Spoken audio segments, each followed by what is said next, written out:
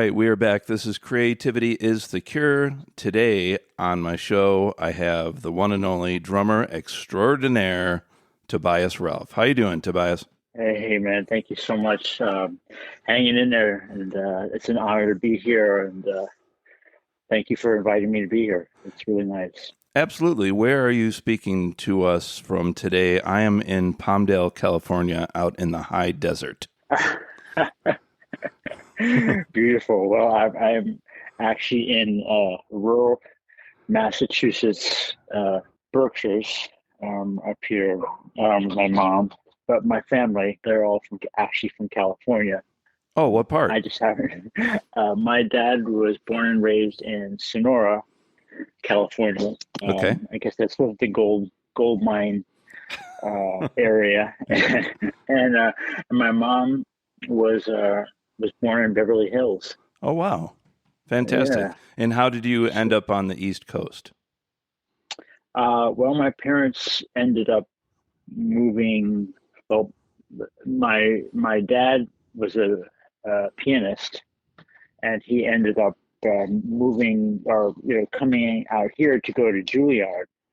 And my mom was a dancer, modern dancer and ballet dancer, and she was on tour, and they came through New York, and they both really liked the East Coast because, as beautiful as California was, they sort of fell in love with the seasons.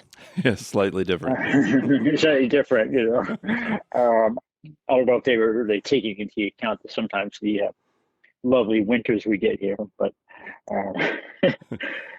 they ended up meeting at a arts camp up here in Massachusetts, where my dad was teaching music and also accompanying piano for dance classes, and my mom ended up getting a job there teaching dance classes. So my dad ended up playing for dance classes, and one thing led to another, and well, here I am.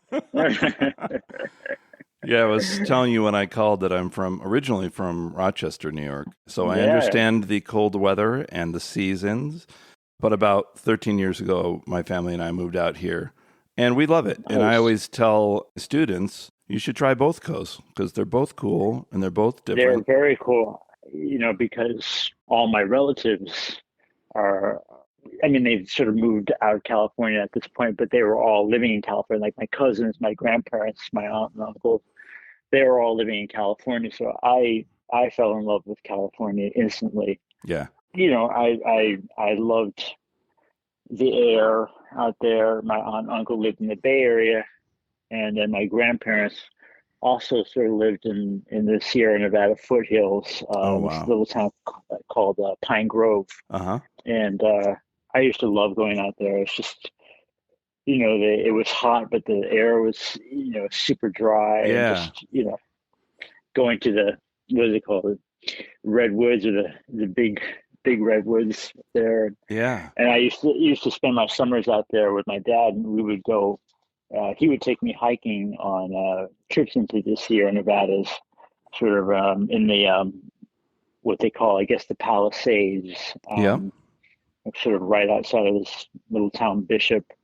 And I have fond memories. We'd take my aunt and uncle's little VW Volkswagen Bug that didn't stay in fourth gear, that I had to hold the whole time while my dad drove. And we would take the sort of 4-hour trip from Pine Grove to Bishop, and then take this long road up and start hiking at like 10,000 feet. And, that's awesome. Yeah, beautiful country. So I love it out there. And I have LA is one of those towns where I do love it when I go there. Sort of one of the things, I'm like, I don't know if I could live here all the time, but I every time I go there, I love it. It brings back so many memories. Yeah. I don't know if you've ever seen the Steve Martin movie LA Story, but once you've lived here, you get the joke when he's a weatherman and he goes, all right, today the weather is sunny and tomorrow it's going to be sunny. It just keeps going. There's not much to say as a weatherman. Is that the one where he starts out and he's like, "Honey, I'm just going to go to the neighbor's house," and he gets in his car and comes out of the driveway and goes right to the next driveway. Yeah, exactly. For people who don't know who you are, especially my young students, let me tell everybody, Tobias Ralph is a highly versatile New York City-based drummer and educator widely recognized for his work in progressive rock, jazz, funk, and electronic music. He has notably collaborated with Adrian Belew's power trio, the Crimson Project, Screaming Headless Torsos, Tricky, Lauryn Hill, and Defunkt, a jazz-funk fusion band with Muzz Skillings, formerly of Living Colour. I remember, I'm 56, so when I was in high school in upstate New York, I remember I first heard about Living Colour because I heard the single Cult of Personality. And then we drove from Rochester to Brockport, which is like a college town not far away. And Living Colour had just come out. In fact, I got there early and hung out with those guys. And I remember Muzz was so cool and talked to me. And then before I knew it, they blew up really big. Yeah. And I think one of the things that helped is Mick Jagger of the Rolling Stones discovered them. And I think he plays harmonica on one track, right? Yeah, I think so. On the first album, Vivid. Yeah, I think I can't remember which track it is, but yeah, I know that he was on there, and I remember Vernon stating that Mick Jagger had a big hand in helping them, I think get their first deal. And what a great drummer, Will Calhoun. Yeah. Good God, I remember he played with, I think, Harry Belafonte before then. So what a difference and what a versatile drummer. Yeah, incredible, and a sweetheart of a guy as well. I had the fortune of meeting all those guys when doing some shows with 24/7 Spyz. Yes. And then I ended up doing a couple of shows with Vernon through my dear friend Steve Jenkins, who's an awesome bass player who's out in LA now. And all those guys, just incredible, just really good guys too. Yeah, I've often taught my students, because I'm a music teacher, about the Black Rock Coalition. And for younger people that don't know, when these bands came out, Living Colour and 24/7 Spyz and even Fishbone, when they're playing really heavy stuff, back then it was unexpected for Afro-Americans to be playing hard rock. I mean, it sounds ridiculous to us now, and to me it was back then. But it was cool that Vernon set up this organization to support these bands that just happened to be black and wanted to play whatever kind of music they liked.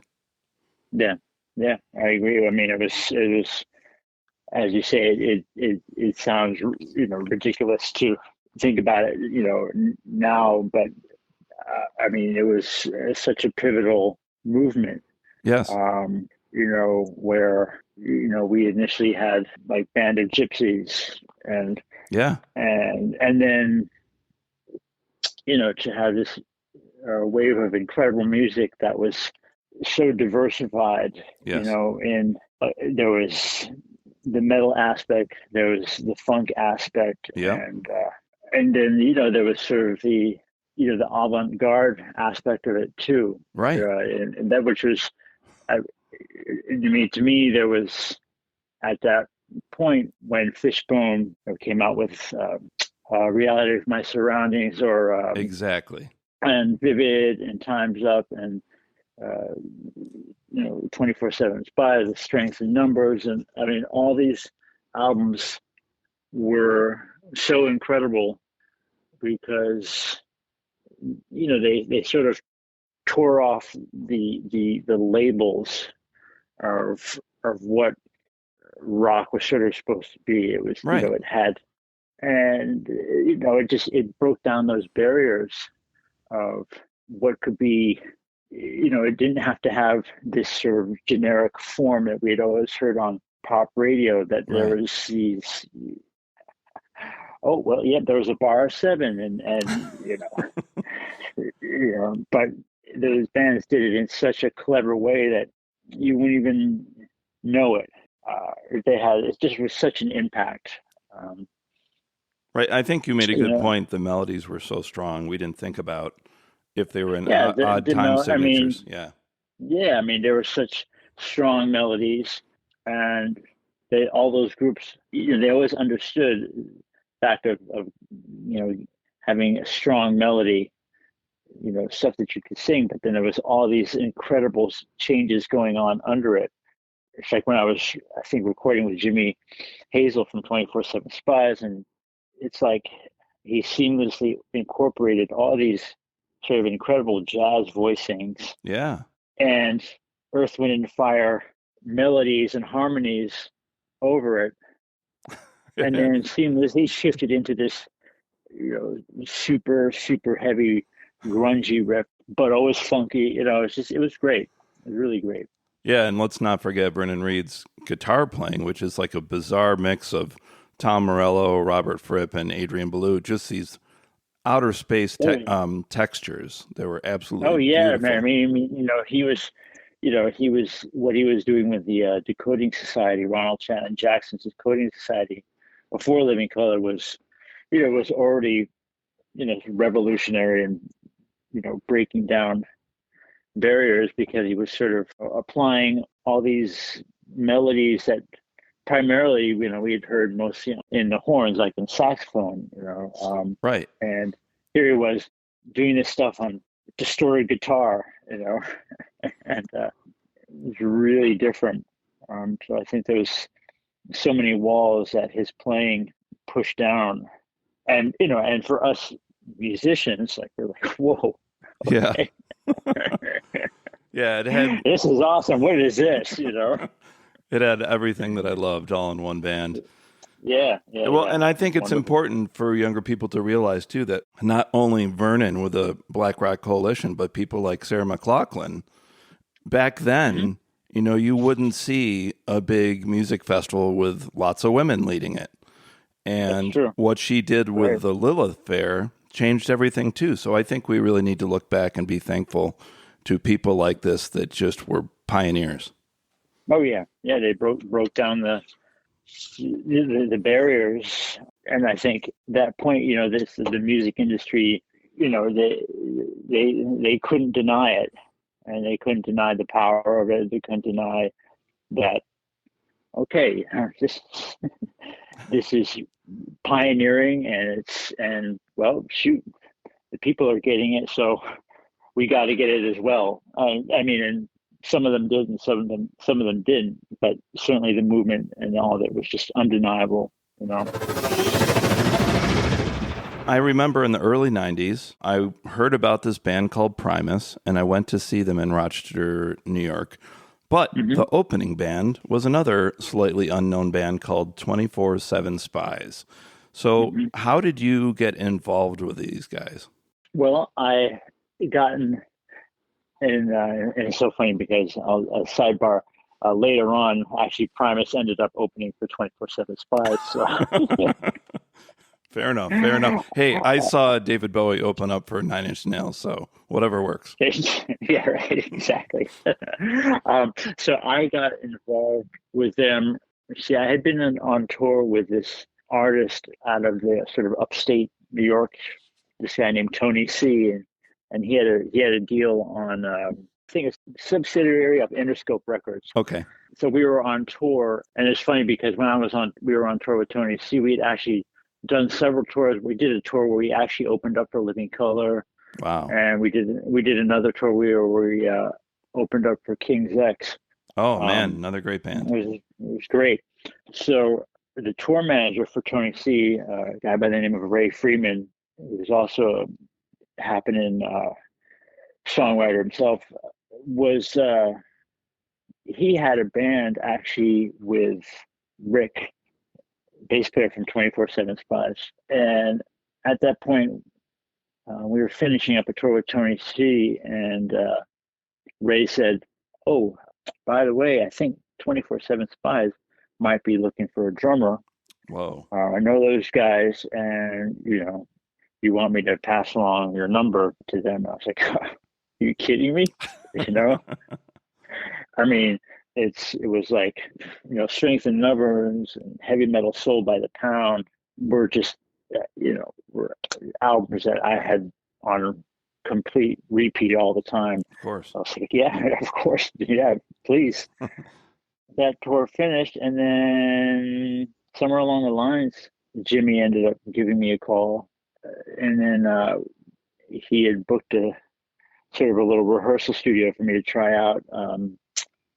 This place called American Studios, which was, I guess I was in the one of the famous rehearsal space buildings in Manhattan, and so I went down there, and it was funny because I went to the front desk, and I said, "Oh, I'm here to do some playing with Jimmy Hazel from 24/7 Spyz." He's the guy's looking. He's like, "See," he's like, "I don't see a Jimmy Hazel." And I was like, "Oh shoot!"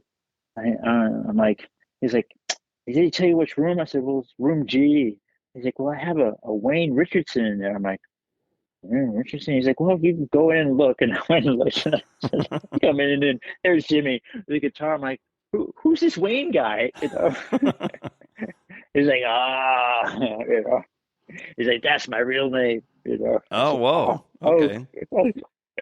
So that was sort of, part of the 24/7 Spyz mystique. They're spies, of course. Why were you Yeah. surprised? So exactly. So yeah. So I came in there, and Rick came in, and Jimmy had given me like maybe 4 tunes to sort of get down. Right. A couple of them were new tunes at the time, which were tunes that were going to be on the upcoming album Face the Day, and then a couple of tunes from, I think, Heavy Metal Soul. Some early ones, Grandma Dynamite, some the classic Spyz catalog. Right. So I went in there and we started playing, and it was so much fun because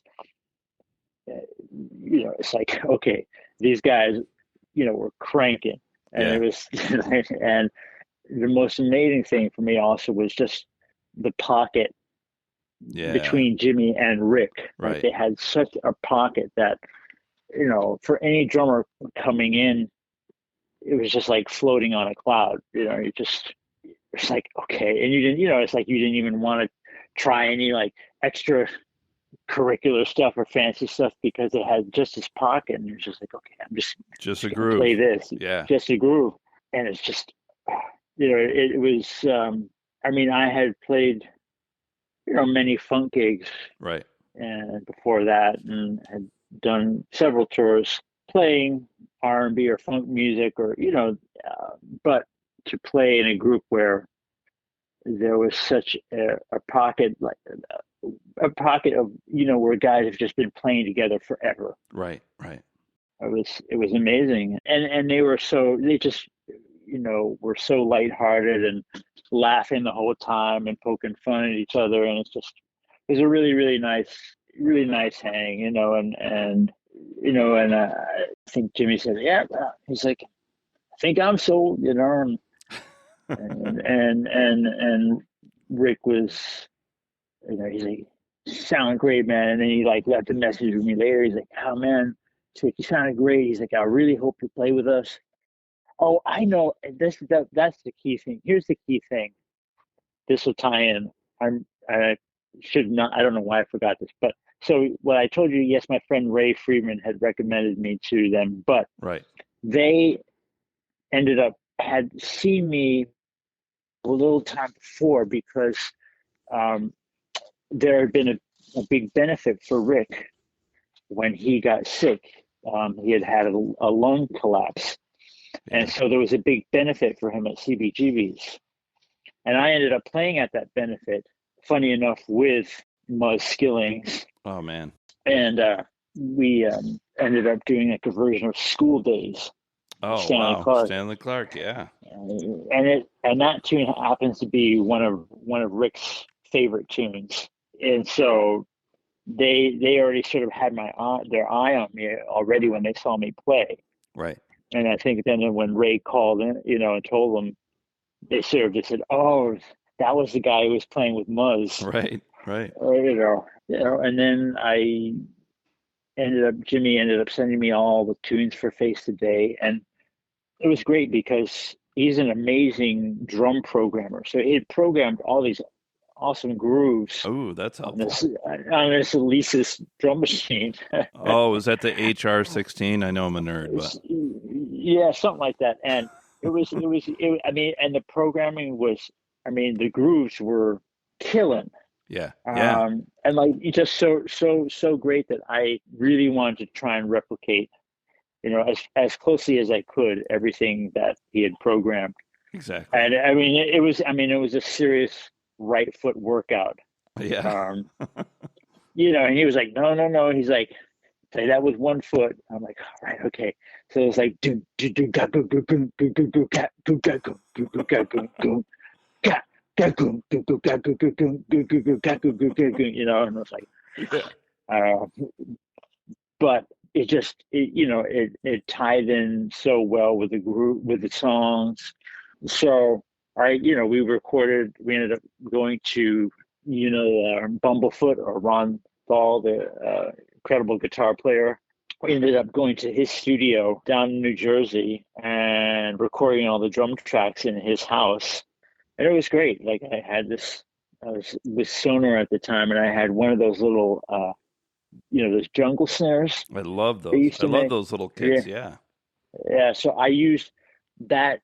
I had a regular 22-inch kick, and I think 10, 12, and 16-inch toms, but I had this little jungle snare that I used for pretty much the whole album. So it's like majority, 90% of the album I used that snare, because Jimmy just loved sort of the, I guess it would be like the sort of the dichotomy between this super deep bass drum, right, and this really tight high snare. Yeah, cutting through the mix, I bet, really well. Yeah, and then I used these gigantic sloshy 16-inch hi-hats. Whoa, that's big. Yeah, and that was the sound. That was like part of the Spyz sound. It translated really well, and I kept like trying to sort of go back and use like this other snare drum I had, which was actually a Will Calhoun model snare drum that Sonar used to make. Oh, cool. Which was like a 13-ply shell. It's ridiculous. And it sounded great, but I got to sneak it in there, and Jimmy would like, put the little snare up there, put it back up. I'm like, oh, yeah. Okay, no problem, sure. So, and that was a great experience. It was one of those albums where I was like, I really, I love these tunes. Yeah. It's a nice thing when you play on something and, you sort of are able to kind of look past your drumming, right, and go, stop thinking about, I could have played this better, and just love the song. Play for the song, yeah. And play for the song, and and of course what Jimmy had programmed, and trying to translate those grooves to a real set was challenging and a lot of fun. So very cool. Now, did you tell me a few days ago that you're currently working with them? I've done some work with them. They have sort of a floating cast of drummers. So Jimmy's and Rick have been recording this album for a couple of years now, but we've all sort of incredible drummer down in New York, Tony Lewis, plays on a bunch of tracks. Fish from Fishbone, fantastic drummer.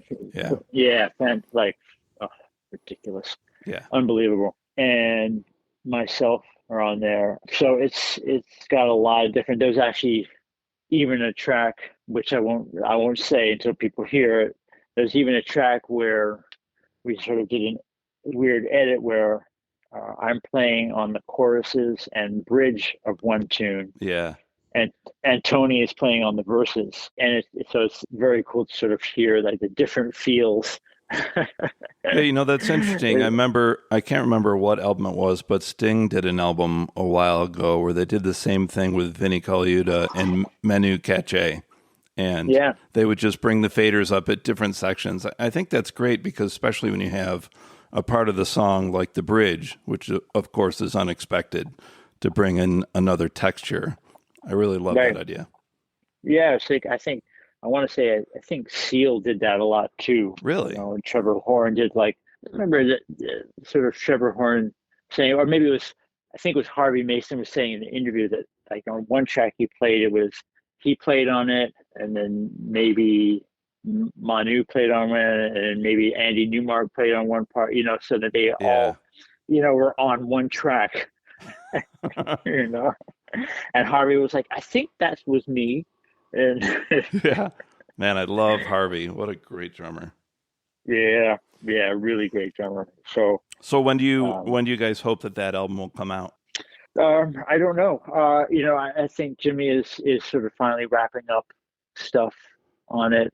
You know, it's when he does an album, he really tries to make it a journey, you know, that sort of takes you on. So, you know, and he's had a lot of ups and downs, I think, in the past couple of years, and this album reflects that. You know, the overlaying thing is all about love, about, you know, just different trials and tribulations that you know, brings. So there's a lot of different moods on it. It sounds like he's taking his time too, like D'Angelo or Peter Gabriel. They're really perfectionists. He definitely will examine and re-examine, but the end result is always, you know, it's always genius. I can't wait. I can't wait to hear. Yeah, you know, it's really, really, really was a lot of fun, and I love working with him in the studio because, you know, he's never one to, you know, to come out and say, well, yeah, man, that sucked, you know, but he sort of does a sort of reverse psychology of, well, what do you think of that? You know, because he's very good at reading people and reading me, and he's like, he know, and he can already tell that I didn't like it. Yeah. He's like, so what did you think? I'm like, that's it. He's like, don't do it again, you know? Yeah. But, you know, at a certain point, he's like, look, man, okay. I think that's really important. I've got a good friend. His name is Donnie Wynn. He was Robert Palmer's drummer. And I remember Donnie. Sure. Yeah, Donnie was great. Yeah, he played for Robert for 25 years, and I'm helping him put out a book of all those stories because, of course, Robert died in his early 50s. And too bad, man. He was great. I'm such a big fan. But Donnie told me this story about how they recorded Simply Irresistible, and it was okay. But the sessions were done. Donnie was driving home, and he's like, I don't know. Something's not right. And he goes back, knocks on Robert's door, and he's like, dude, we got to do this again. I have a better idea. And then they did it a lot more hard-hitting and intensely. So I think that's great that when you're working with those guys, they want to know what you think, even though you came into the band late in the game. Yeah, they're very, you know, he always has given me the space to sort of come up, but sort of once I had it, you know, he was like, okay, that's it. Yeah, that's it. Remember that. It's you know, it's just a great experience, and it always keeps it light. But he knows how to get the point across. When we're done with stuff, it's like, okay, we're done. Move on. You know? That's it. Yeah. The only time I met you was a long time ago. It was 2011.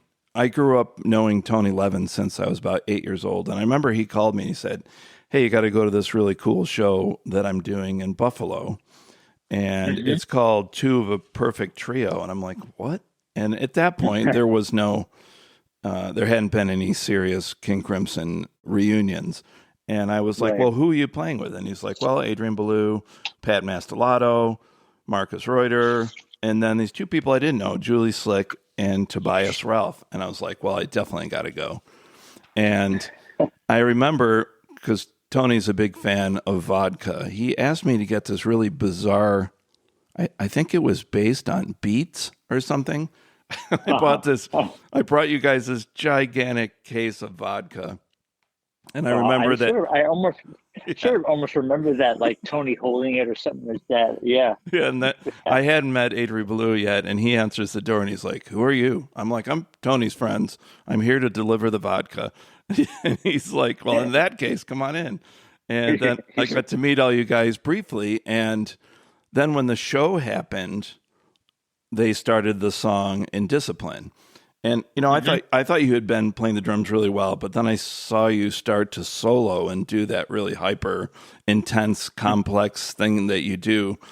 And my mouth just dropped open. And the funny thing is Adrian Belew caught the look on my face. He had a big smile. He's like, yeah, right. And I was a fan ever since. And man, wasn't that a cool show? It was a dream. I mean, it was a dream come true because, my dad was always really good at taking me to, incredible concerts when I was growing up. Yeah. And one of the concerts he had taken me to was to see those guys when they were on tour with Beat. Oh man! And playing at the pier, the foot of 43rd Street, right on the water there, and with Bill and Adrian, and Tony and Robert, and like nothing I'd ever heard. Yeah, it's my favorite band. Of course, man, it was incredible. And I of course, like a lot of us had, worshipped the Discipline album. Of course. So, when I went down to Nashville to initially rehearse with Adrian, it was one of those things, I think there was probably like just tears coming out of my eyes to sort of be in that room, and all of a sudden you're playing a tune like Frame by Frame. Right. And there's Adrian smiling at you, and the voice comes out, and you're just like, oh my gosh, what? Are you serious? How'd you end up getting that gig? I got recommended through Beyond Awesome drummer Marco Miniman. Oh man, he's incredible.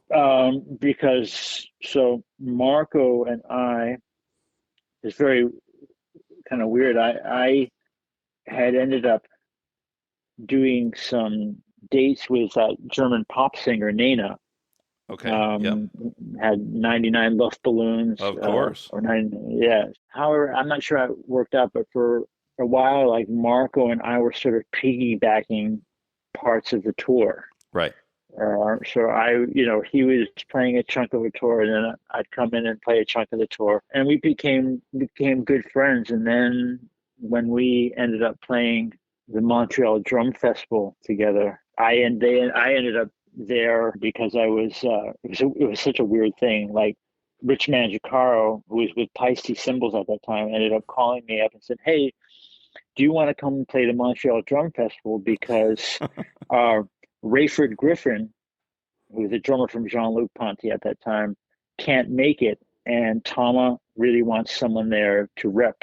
Yeah. So he's like, "Would you go up there as a Tama artist and Peisty artist, of course, and play it?" I said, "Sure, of course." And it was, it was nerve-wracking because it was sort of like I was sandwiched in between Thomas Lang and Marco Miniman. Good God. Okay, no pressure. No pressure, I mean, and at that point, I mean, those guys were, in terms of independence, double bass drum, those guys were it. So, and so Marco and I saw each other, and he was like, "Oh man, it's good to see you, how you doing?" And then he's like, I think maybe a couple of weeks after, he ended up calling me and he said, "I think I might have a gig for you." He's like, "I've been on tour with Adrian and his power trio, but I have some other things that, I have to do. So, would you want to come in and do some playing with him?" I was like, "Well, yeah, of course." Yeah. I didn't think it was going to happen, but a couple months later, he ended up calling, and from there on, immediately, we went to this, I forgot what they call it, a Perfect Pair camp, right up in, yeah, and there, it's like I met Tony, and I had met Pat, and it's so funny because I actually had done a session with Tony Levin maybe a year or so before. Really? What was that? Yeah, and it was working with this artist, this woman named Sarah Fimm. Oh, I know. Yeah. She used to work with Peter Murphy for a little bit in Woodstock, New York. Right, that's right. Yeah, she's from that area. So she ended up calling me for this session, and we did it at this place called the Edison, which coincidentally, I had recorded one of my demos for Berklee College of Music there with Gary Chester Jr., Wow. who was Gary Chester's son. And I was good friends with Casey Chester, who is Gary Chester Jr.'s son. And at that point, Gary Chester Jr. was head engineer at the Edison. Anyway, long story short, that the Edison ended up being taken over by Lenny Kravitz. Whoa. So we went in there, and it was Lenny Kravitz's engineer who was running the session there, and it was her material was very much sort of kind of like Kate Bush. Yeah, very ethereal. And I was recording we took a couple of days, like, okay, we're going to put the drums in this corner, or try it in this corner. And it was one of those things where on a couple of tracks, they wanted me to just do bass drum. Okay, now do the snare drum on another track. Now do these tom. So had that real separation. And Tony came in, and it was such a bizarre thing, because I was there and there's Tony, and I'm looking at Tony over the baffle, like, oh shit, there's Tony. And so we're playing these tunes, and it was weird because in my headphones I'm like, wow, so I'm playing along with the click and playing to this I'm like, it's weird, like he's not really locking with me. Yeah. I'm like, it's weird. I'm like, okay. So then we go back in the control room and listen, and I'm listening to it, and I hear his playing. I'm like, I get it. Like I'm like, this is why all these Peter Gabriel albums sound so good and feel so great. Yeah. Because he creates this sort of, again, like this cloud, and that you're playing over, and it just, the pocket is just massive. Yes. So it was just this incredible realization. And he was a sweetheart. Like, he wanted me to leave all these like prank messages for his wife at the time, it was hilarious, loving but hilarious. He's like, oh, yeah, do your George Bush impersonation. I'm like, okay. So then when we got to the camp, he was like, hey, we meet again. I was like, man. And then, I started working with Pat, who was a sweetheart. I love Pat. And I was immediately sort of put into sort of learning that drum piece, boom. Yeah. So, and I was like overwhelmed, and Pat sort of took me by the shoulder. He's like, let's go up to this other room. He's like, you and I just work on this together. Yeah, that was from Thrack, right? Yeah. Hi, if you record your name and reason for calling, I'll see if this person is available. This is Malcolm Moore calling for Pat Mastelotto to talk about Tobias Ralph. Thanks. Please stay on the line.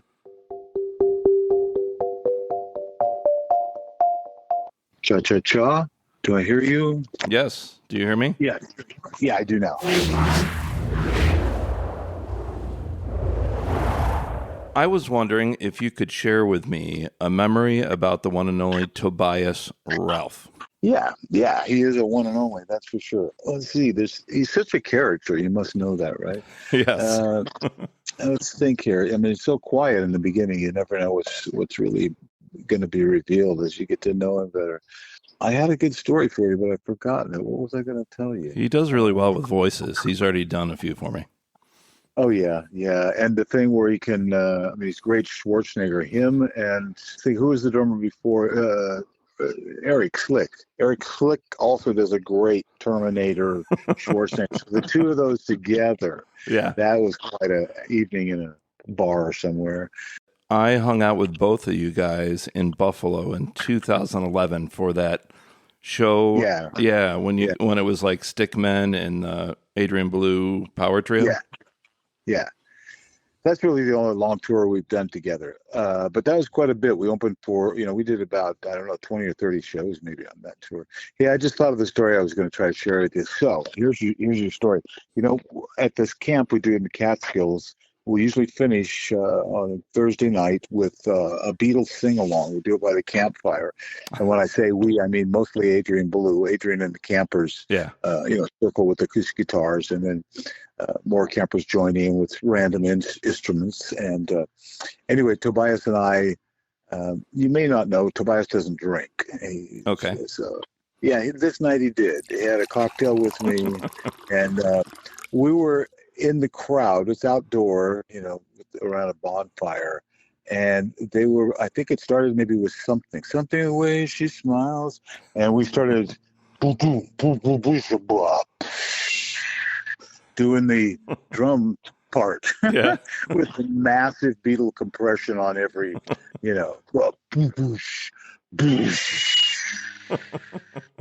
and I can't remember the mallet rolls, because it starts with a anyway, it was pretty great. The two of us harmonizing, I would say, because we were almost singing duplicate parts, We knew most of the traditional parts, but Rain and I can't think of all. It was great. So his other great shtick he does is when he mouths the drumming. Is that what I'm thinking of? When he's clicking, he could, he's got a twitch. Because I talked to him like, how the fuck do you play like that? He says, oh, it's just a twitch. I just, it's like opening a door. You turn it sideways and it just twitches. It's like, not for me, it doesn't. But I forget where we went down that story about why he's got the twitch there. You've played with a lot of drummers and done double drumming. How is it with Tobias? You guys are such different players. Yeah, he's super easy. His time is really, really good. I put him up there with Gavin, and really is having the best time. Oh yeah, So his time is fantastic, and his power, he's just so strong and fast. I mean, he's a freak of nature, I think. Kind of. There's quite a few of these kind of guys out, but he's unique, And then what was the recording that you guys did together that we're going to put at the end of this episode? Oh, well, that's called Toporama, as in Tobias, Pat, Ralph Mastelotto.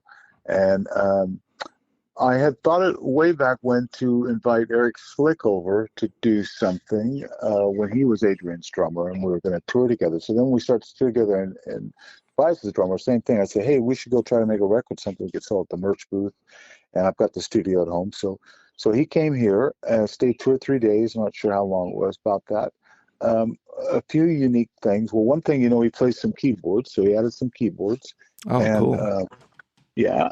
And I think I had started about half the material already. So he overdubbed on that, drums or additional drums or whatever. We cut Willie in the backyard. I think that's the song you mentioned, Willie's in the backyard or something. Right. That was a piece that Tobias wanted to do. That was a bitch to learn. And I don't read, so I just learned it almost like in little chunks. And then I got lucky and got one right. And then the next chunk I got it right. But we tracked that down in my garage. The house was set up then where my rehearsal room was a garage with a really low ceiling, maybe 6.5 foot ceiling. So pretty dead, dry space.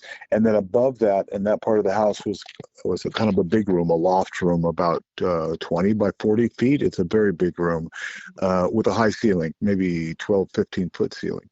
So I had drums up there, as well as my control room was just in the room with the drums.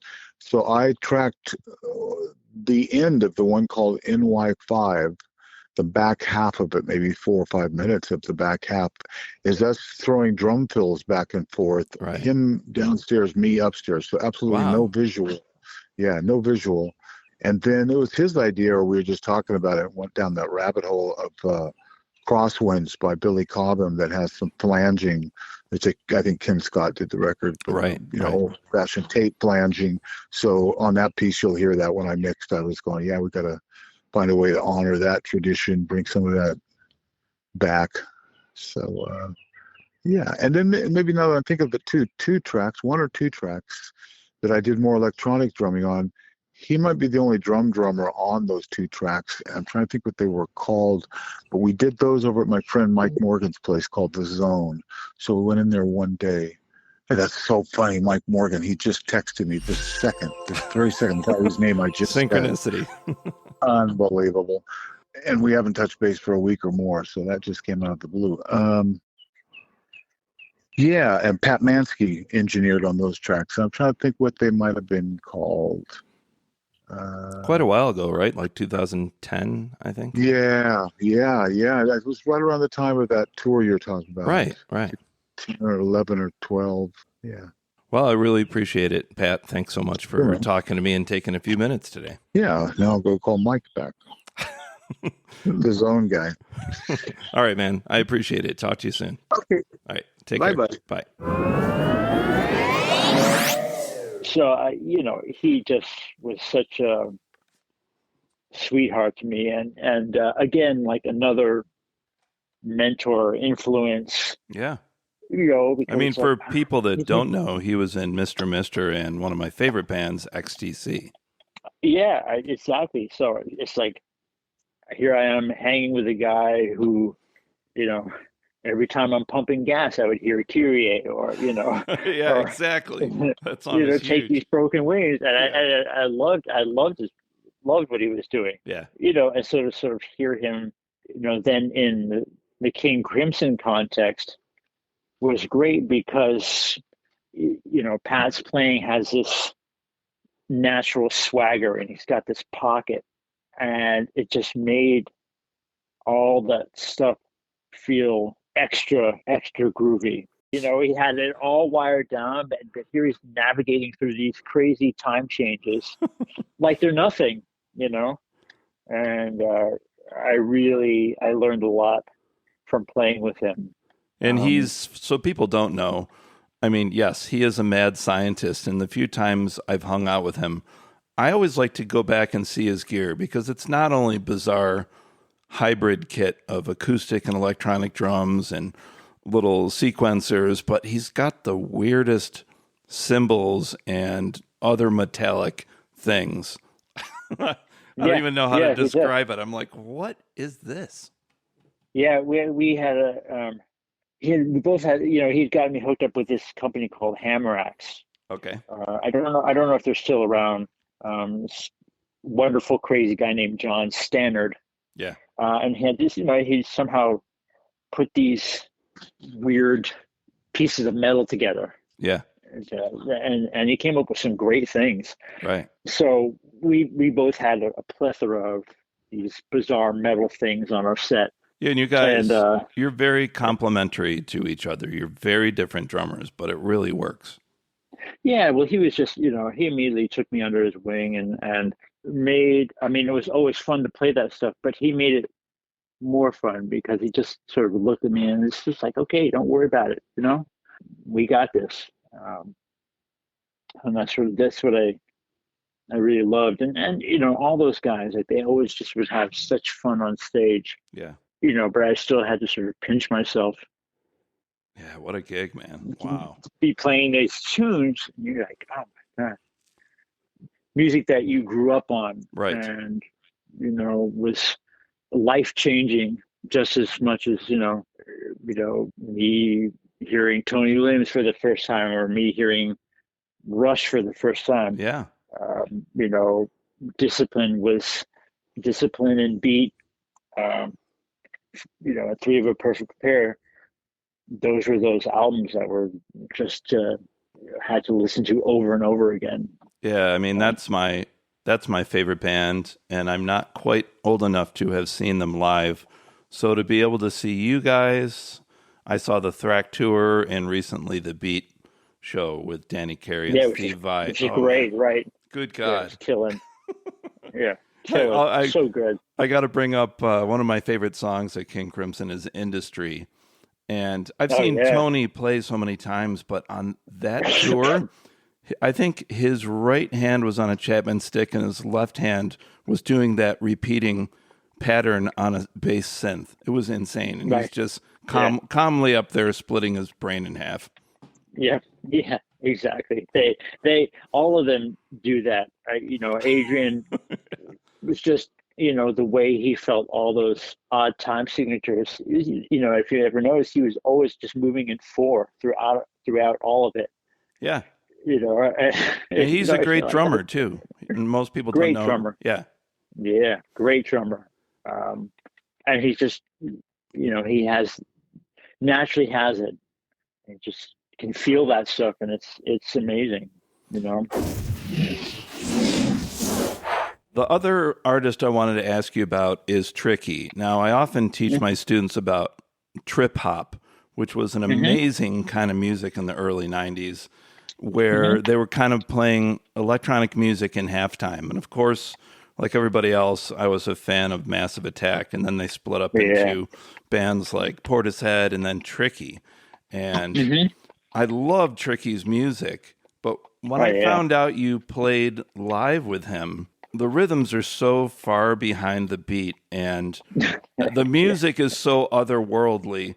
I mean, you sent me a couple videos this morning. It's hard to find. It's hard to find like good quality. Yeah, but what was that like? Because that's a very different kind of music. And when I think of your drumming, which is versatile, I'm still asking myself, that must have been bizarre getting into those grooves because they're so broken up and fractured.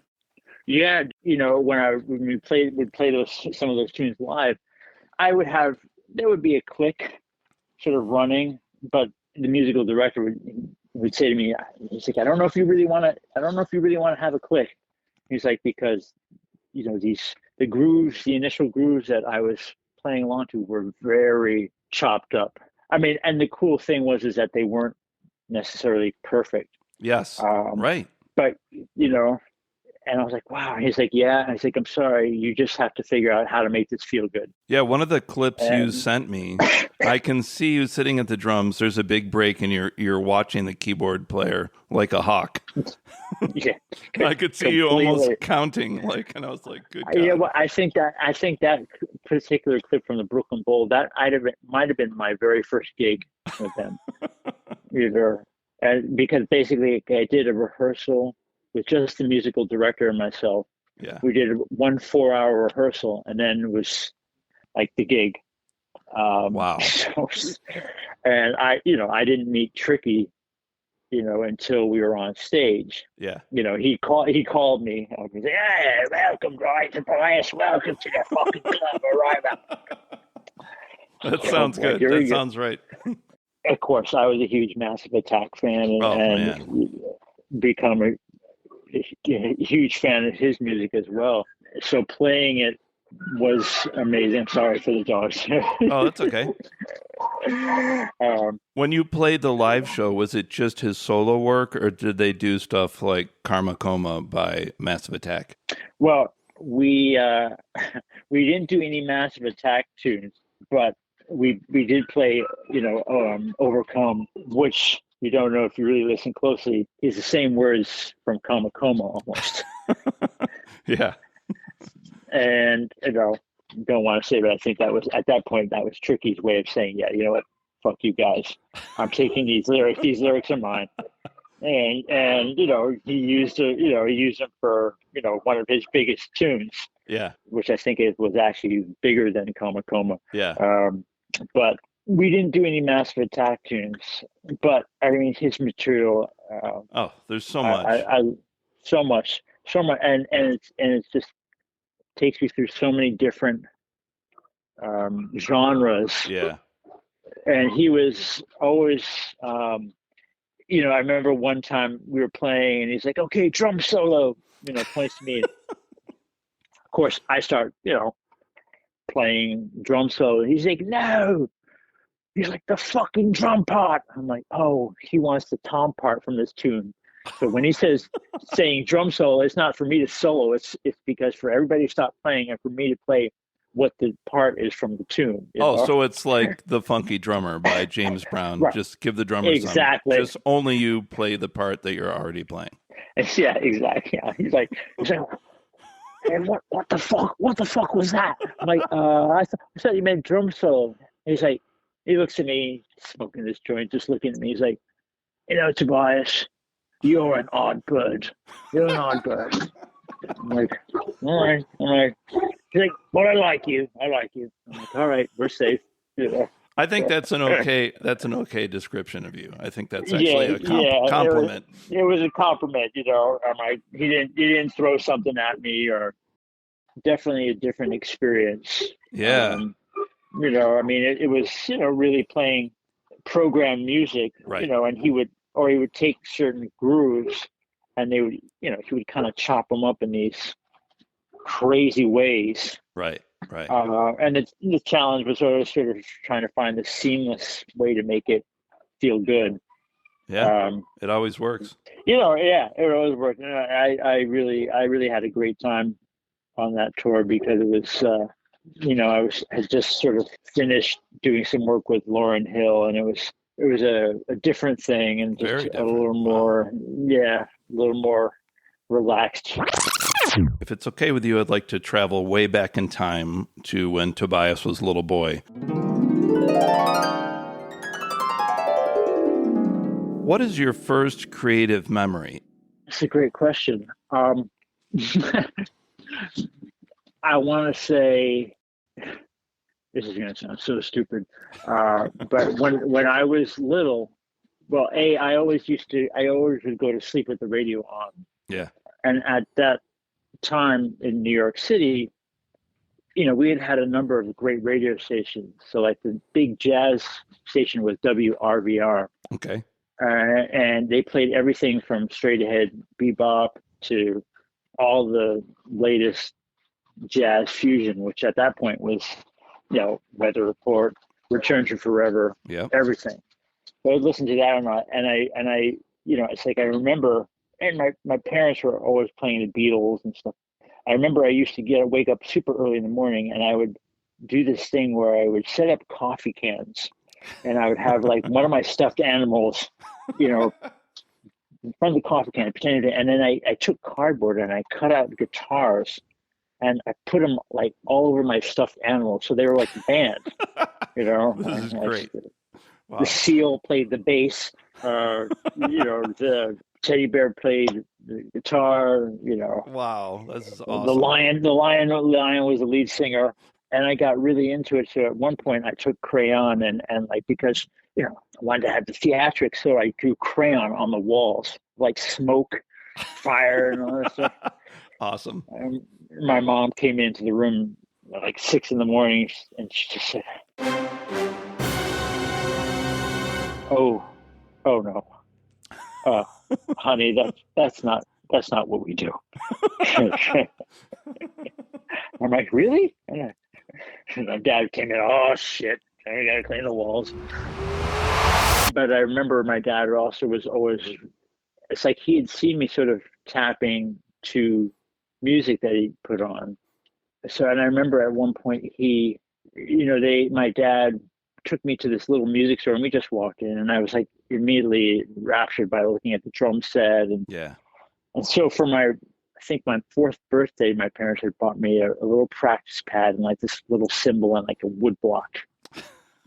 And, you immediately put on a Beatles record. Of course.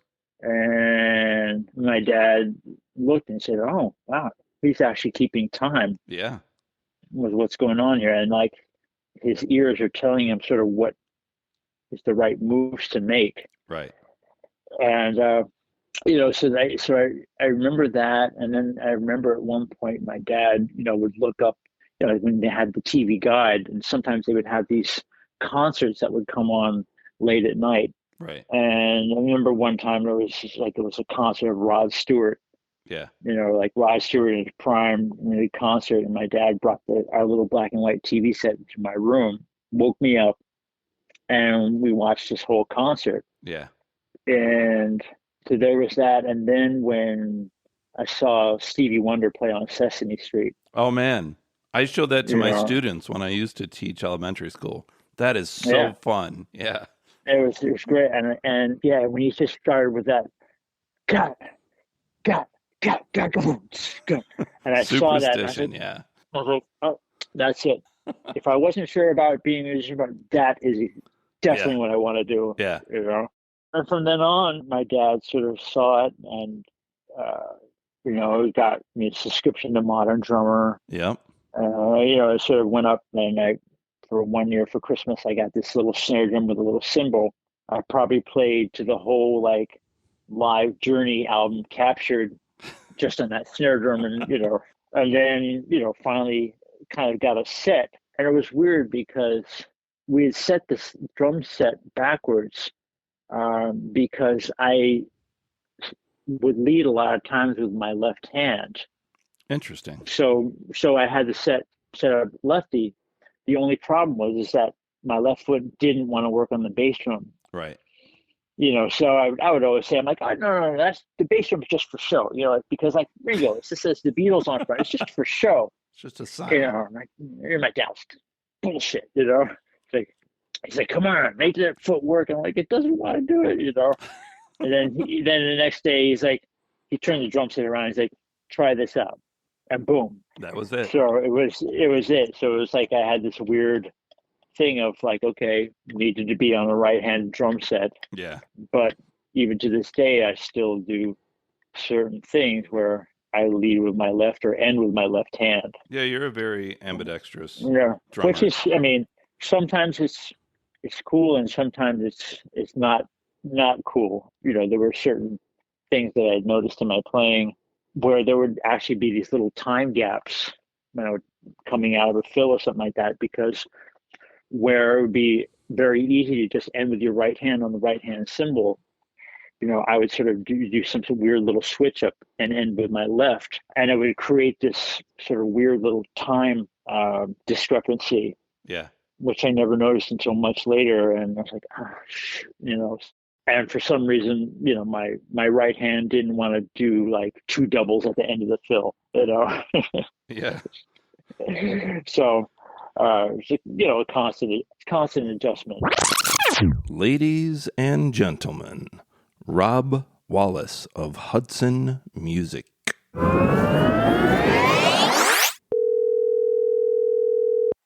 Hey man, Rob Wallis, how did you meet Tobias Ralph? Well, I didn't know him as Tobias Ralph at the time. His name, as far as I was concerned, was Toby Ralph. Toby Ralph.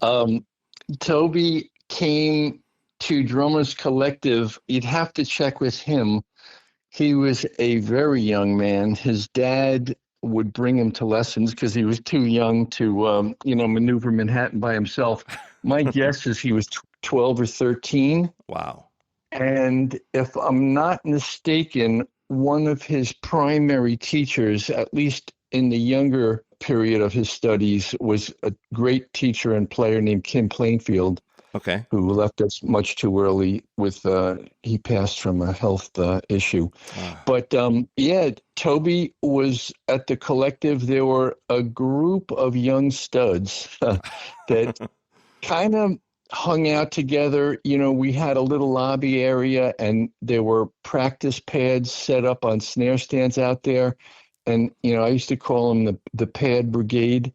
And, when they couldn't get into a room, they would sit and work on, hand exercises, challenging each other, seeing who could outdo each other. Right.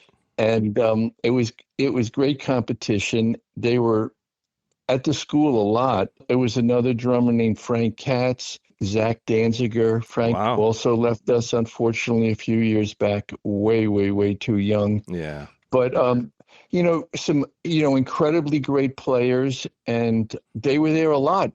They were kind of, as soon as a room emptied out, a teacher was finished or, whatever, someone's practice time that had been reserved was over. And if there was an empty room, they would like descend on it. They'd pounce on it.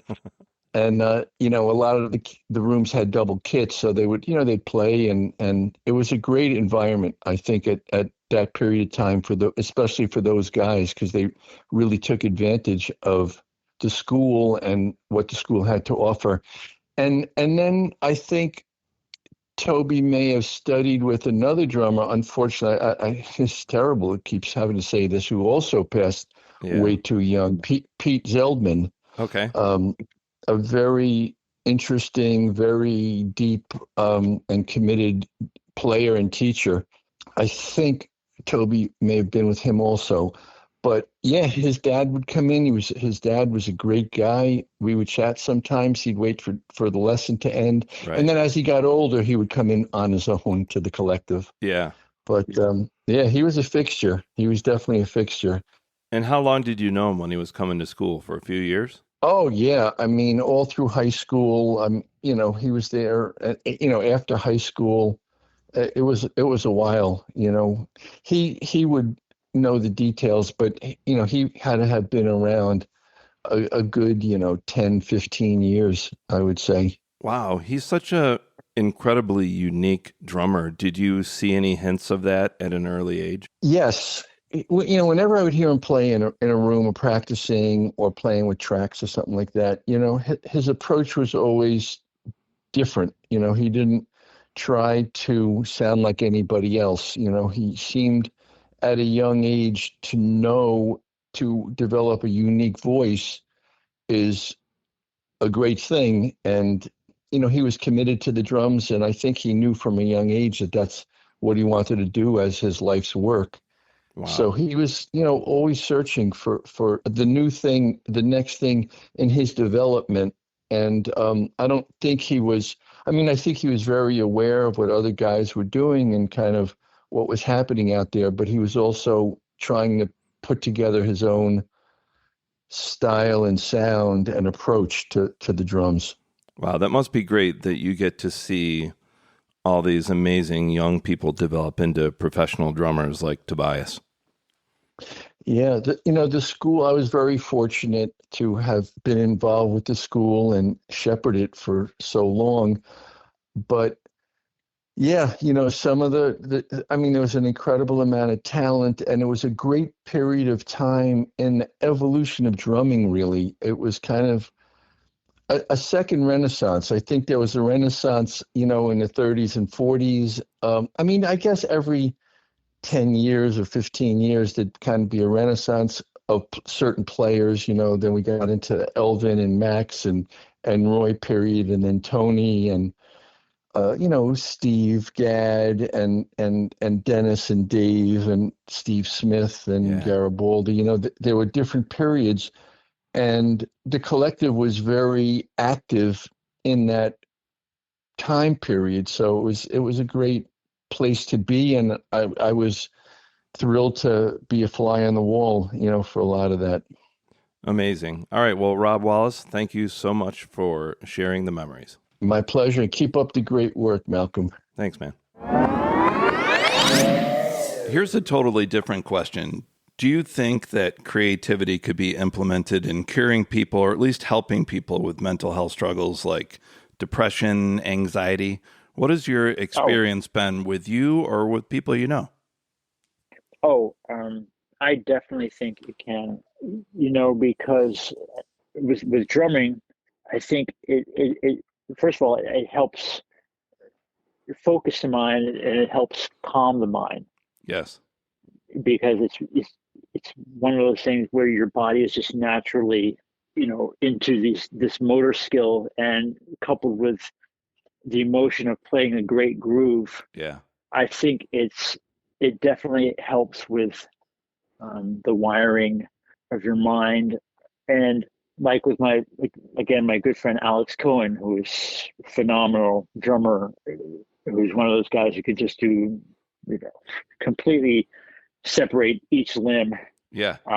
Independence. But independence. And he has a form of autism.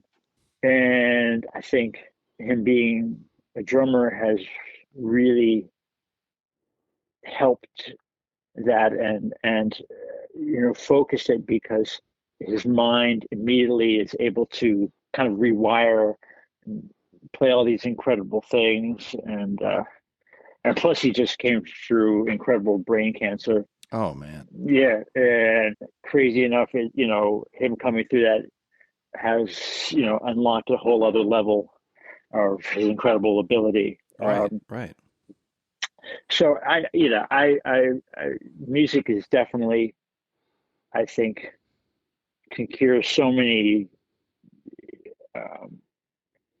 especially, if you're presenting it to a young child who maybe does have some form of autism. Right. And it immediately, focuses their minds and gives them, something to channel that energy. Absolutely. so often they're dealing with a whole other level of intelligence. Yeah. And it's like a superpower. It's like a superpower. And, unfortunately, sometimes people don't see that, Right. It's like, no, they're actually a lot smarter than most of us. Right.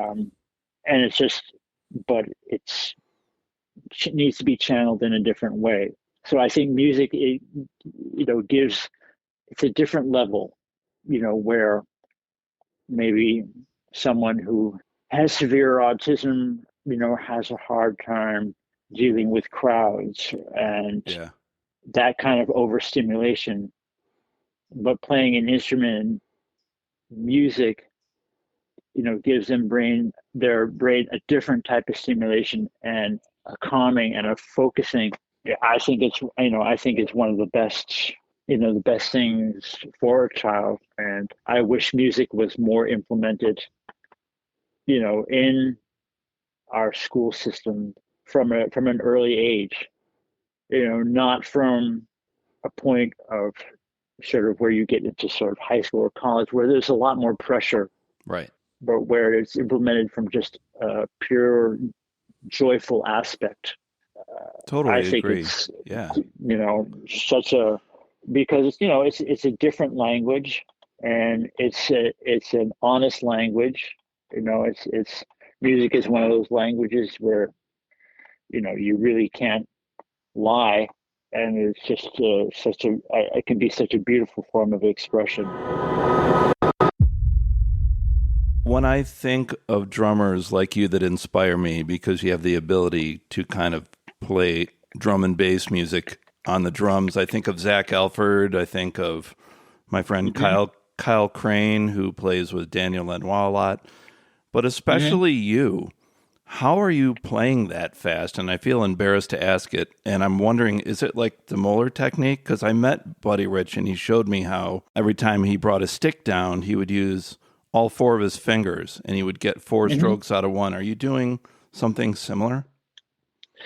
Yeah, I mean, it's definitely Moeller plays a big part into it. But with a lot of sort of electronic type of music, there's those times when you're playing beats that are sampled, like the Amen Brother break that does have a lot of subtleties and dynamic shifts within the loop. But then there are other times where you're playing, or trying to sound like stuff that's, really seriously programmed with no dynamics. Good point. So in that, in that type of thing, I do try and think about more risk, but also sort of, I guess maybe it's sort of like a mini Moeller. It's sort of, you're taking this stick and you're sort of rotating, I guess, from French to like German, like, and kind of getting this type of motion, or it's like turning a key. Okay. So it's finding little relief points when you're playing that fast. Interesting. Ways to kind of, it's like when you're running a marathon, you have to have endurance, but you try and figure out ways to sort of circumvent and deal with your pain threshold. Like pacing yourself? Pacing yourself, exactly. And again, that music is, you're also trying to focus on really getting people to dance. Right. So there is a certain very determined type of playing that you have to do, and it's not tight, but you really want to, you're trying to authenticate what a machine would sound like. Yeah. So I try and think of sort of my arms as like almost like pistons, or if you ever watch those like old locomotives, right? And you remember like how the bar is that goes across the wheels. Yes. Goes up and down. That's sort of the motion that I'm trying to think about when I'm playing. There's many analogies. It's sort of like you can use a boxer analogy. You can use the analogy of like how a snake, recoils. Those kind of motions are sort of what I'm thinking about when playing really fast. It's a combination of wrist and fingers, and rotation, and just, making sure you have sort of relief points where you're not sacrificing the groove because you're tightening up and your technique is going out the window, Yeah. And it's also sound. A big part of it is the sound that you're getting out of the drums. There's many people who can play the grooves, but it's a sound. Yeah. It's a sound. That's why, guys like D'Anthony Parks, Zach Danziger, Jojo Mayer, all these guys understood that the sound that you're getting out of the set is also crucial, because it's very easy, especially with drum and bass. It can easily go into like a fusion territory. Yeah. You have to really think about how it translates, and it's a very, very cutthroat sound that you want to try and get. So because it makes a difference when people who are dancing to it, because they inherently know what they want to hear. It's like they would know it when you would play the Amen Brother drum break correctly. Immediately people would get it and start dancing. Yeah. But once it started to kind of drift from that, it's like,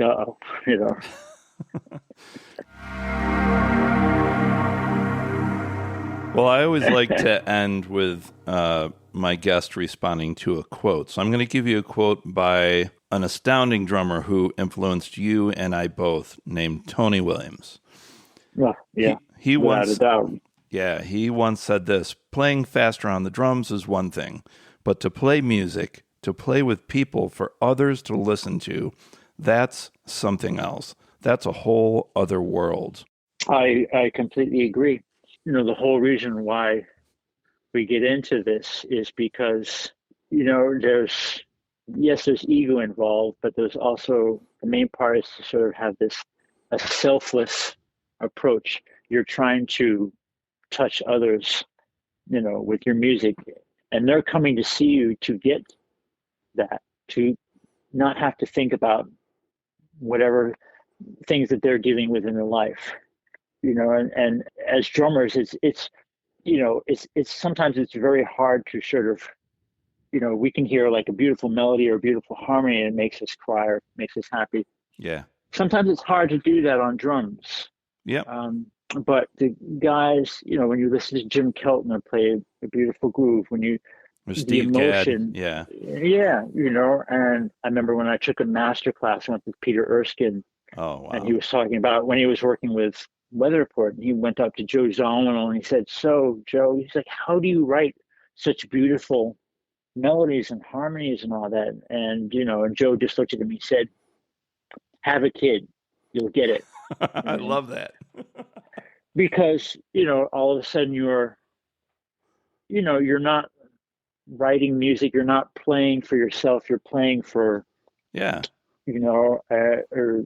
a beautiful life that is in the world. You're playing to touch people, to evoke an emotion.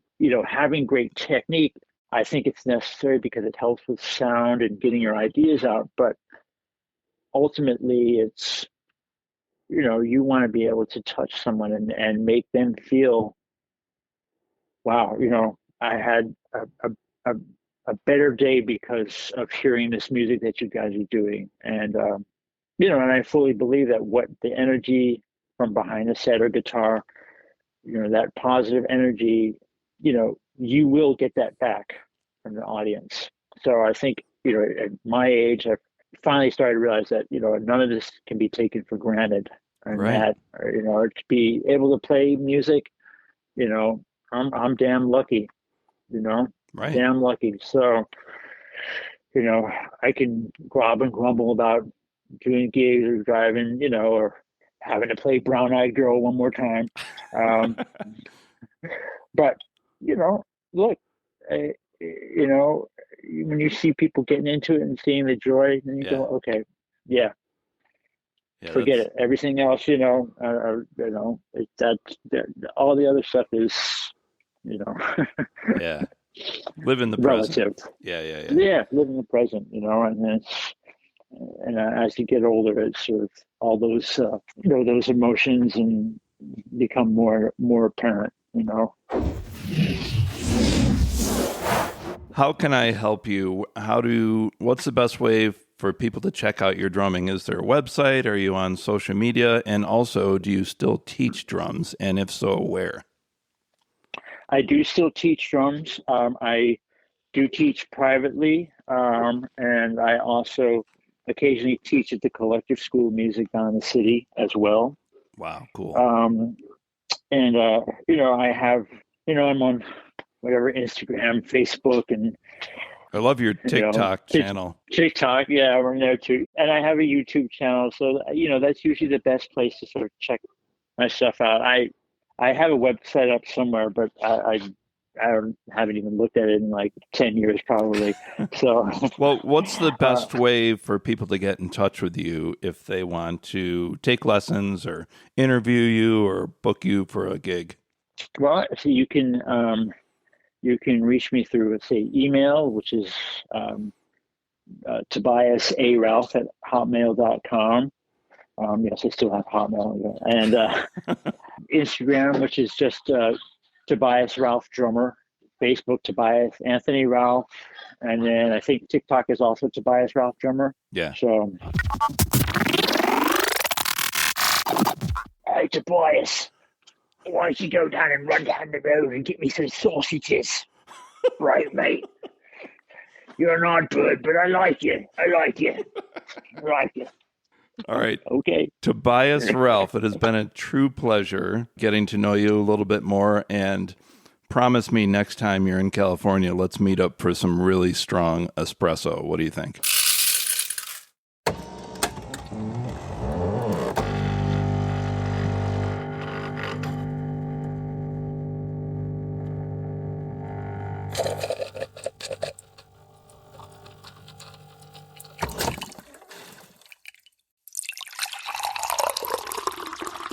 I would love it. That'd be great. Great. And I'm honored to do this. Thank you so much for reaching out. And, it's an honor, man. All right, man. Listen, have a great day, and I'll talk to you soon. All right. Thank you. You as well.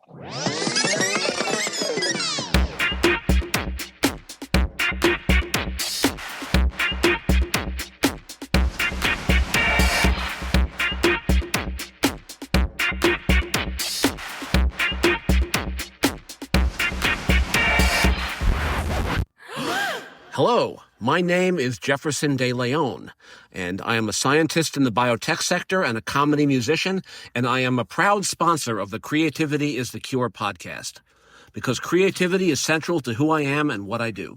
Check out my creations on my website, jeffersondeleone.com. That is JEFFERSONDELEONE.com.